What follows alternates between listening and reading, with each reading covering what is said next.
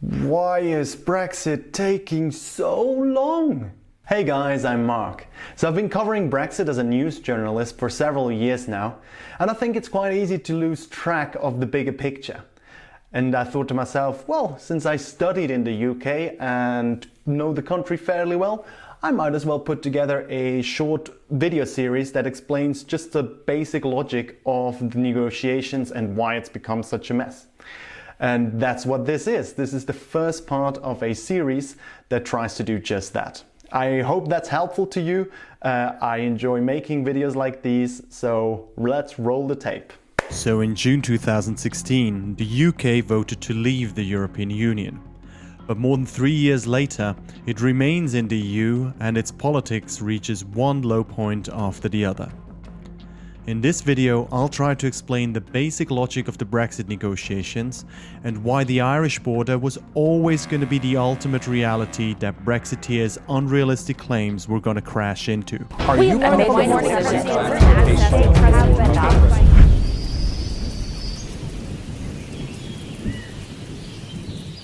Much in the Brexit negotiations concerns economic life, so we'll need to address the differences between a single market, a customs union, a basic free trade agreement and the trading rules of the World Trade Organization.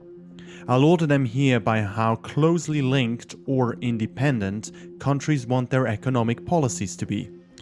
So let's create two countries off the coast of the Atlantic to illustrate this. Dear US and Russia, I only just created these islands.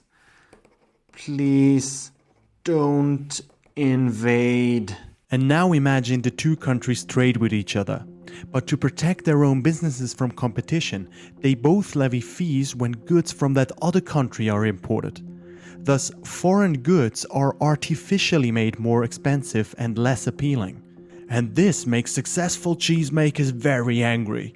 They think, if only we could sell our cheese in the other country without this stupid border tax, we could reach way more customers. And customers could pick many more cheeses. Woo!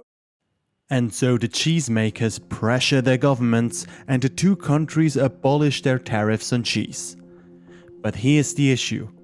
Nowadays, most countries are part of the World Trade Organization, and that entails the most favored nation principle, which means, in principle, you're not allowed to have different tariffs for different countries. So you can't just abolish tariffs on cheese imports from one country, you have to free all cheese of import tariffs. Let my cheddar go. Obviously, there are exceptions. The countries might liberalize their trade more widely and sign an agreement that says we will not raise tariffs against each other on most goods and services. And that's a free trade agreement. The treaties of the WTO allow that if the agreement covers, quote, substantially all trade. So with regional free trade agreements, yes, you can have different tariffs for different countries. Rules don't apply to superpowers generally and stable geniuses in particular. Consult your local authoritarian. And now in negotiations with others, our two countries have an idea. What if we acted as one? If they had the same external tariffs against other countries, they could leverage their combined economic power in trade negotiations. And so they form a customs union. In a way, this gives the countries less power because they can no longer act independently. But in another way, it means they now have more power because they act as one. By your powers combined, I am Captain Planet! Captain Planet, he's a hero. But to be absolutely clear, none of this means our cheesemakers can just go to the other country and sell their cheese. For example, there would still be a border check to enforce the different rules and regulations and to prevent smuggling. And even once in the other country, they'd still have to consult food authorities and license their produce. It's only on the next step of economic integration that you can think about abolishing border checks, when you create a single market. That's when the two countries agree to use the same regulations and recognize each other's licensing bodies. And only then, cheesemakers from one country can go to the other country and pretty much directly sell their produce without significant delay. So much for general theory. General theory. Let's look at this in more concrete terms. The treaties of the EU single market establish that, in it, 4 things should move freely: goods, services, capital, and workers. Those are called the 4 fundamental freedoms. An everlasting unity of principle for a family of nations.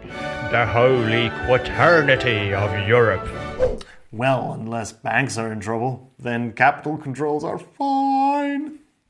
Brexiteers promised the UK would regain full control of immigration and its economic foreign policy. I hope you can now see from this graph that these promises are only possible if the UK is neither in the single market nor has a customs union with the EU. But let's look at this in more concrete terms. For another graph was made. In the land of Belgium, in the offices of the EU, Chief Negotiator Michel Barnier forged in secret a master graph to combat all others.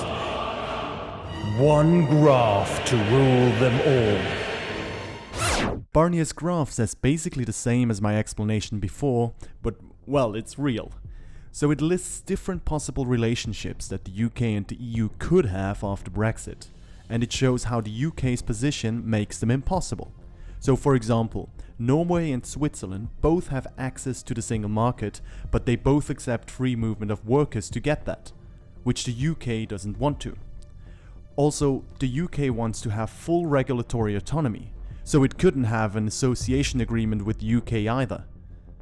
And a customs union like Turkey doesn't work either, because the UK wants to have an independent trade policy. So that only leaves 2 options really: having a free trade agreement like Canada or South Korea, or not having any special deal with the EU at all, which is by far the UK's largest trading partner. Which would be completely sane. So either of the 2 options means there will need to be more border checks between the UK and the EU. We've seen the logic.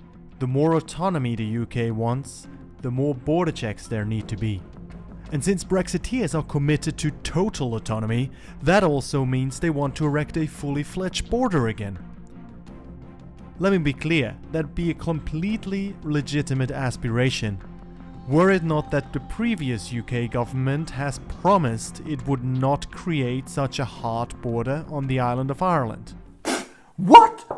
A British government breaking a promise to the Irish? But that's unheard of! The problem is that this border runs right across communities between the Republic of Ireland, which is an EU member state, and Northern Ireland, which is part of the UK. You probably remember that for decades there was a bitter conflict in Northern Ireland, and there's universal worry that a hard border with border checks would lead to violence. But that I'll explain in more detail in the next video. Here I want to make the point that this was always going to be the logical outcome of the position of Brexiteers. They want more autonomy for the UK, fine, but this creates a hard border in Ireland. It's a contradiction at the core of their position that they never offered a realistic solution to. And that's why Brexit is taking so long. Thanks very much for watching this first video on my rebranded channel, Logic of Our Time. I hope you liked it. Any feedback is welcome. Just drop a comment down below. Also, if you liked it, don't forget to subscribe. You could help me to reach 1,000 subscribers so I could monetize the videos on YouTube. Or if you want to directly contribute to my videos, then over on Patreon, you can select different tiers. I genuinely think I really added some cool stuff on there. For example, you can vote on the next topic, you can suggest Easter eggs and jokes that I should put into the videos, and you get access to the production materials. Or you just go there to see the outtakes. Whatever you choose, if you liked the video, we're gonna see each other in the next one. Thanks very much for watching.